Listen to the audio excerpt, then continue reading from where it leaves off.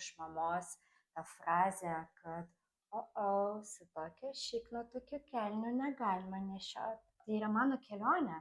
Aš buvau trenerė, aš sakydavau, taip, užsičiopi burną ir varai, šitą galima, šitą negalima, eik kardio daryk. Taip. O po to aš supratau, kad kažkas neveikia. Visada ta kritika savyje, aš ją turėjau. Tai jinai galvoje? Taip, be abejo.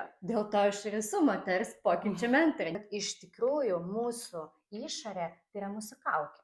Viršsvoris šiuo atveju yra didžiausia kaukė. Nes ką moterį daro? Jeigu jinai apsaugo save su viršsvoriu, reiškia, jinai nori būti nematoma. Arba atvirkščiai, jinai nori būti matoma ir užimti daugiau vietos.